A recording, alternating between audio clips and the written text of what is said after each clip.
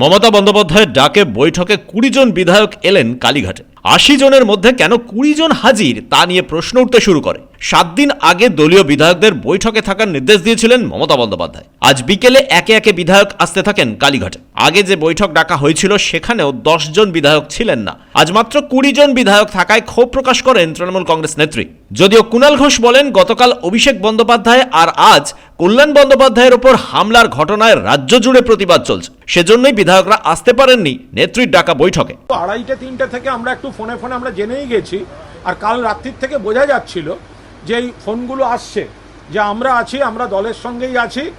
তো অধিকাংশই বলছিলেন এলাকায় আছি, কেউ মিছিল করেছে, কেউ মিটিং করেছে অভিষেকের উপর হামলার প্রতিবাদে, আজ সকালে কল্যাণদার উপর হামলার প্রতিবাদে, এবং তার পরের অংশে বহু কর্মীকে যে ধরে নিয়ে গেছে, আটক করেছে, তাদেরকে ছাড়ানো ইত্যাদি।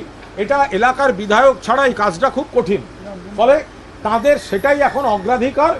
আগামী 2 দিন করুক, ফলে কালকের যে কর্মসূচি সেটাও কিন্তু তাদের এলাকাতেই প্রত্যেকটি পুরো অঞ্চলে, ওয়ার্ডে, পঞ্চায়েত অঞ্চলে, ব্লকে, প্রত্যেকটি ওয়ার্ডে নির্বাচনোত্তর সন্ত্রাস, অভিষেক বন্দ্যোপাধ্যায়ের উপর হামলা এবং কল্যাণ বন্দ্যোপাধ্যায়ের উপর হামলা সহ যে আজকে যে ওয়ার্ডে, যে পঞ্চায়েত এলাকায়, যে শহরে, যে গ্রামে আমাদের কর্মীদের উপর হামলা হচ্ছে, এই হামলার প্রতিবাদে আগামীকাল সর্বত্র প্রতিবাদ মিছিলের জন্য দলের তরফ থেকে ডাক দেওয়া হয়েছে।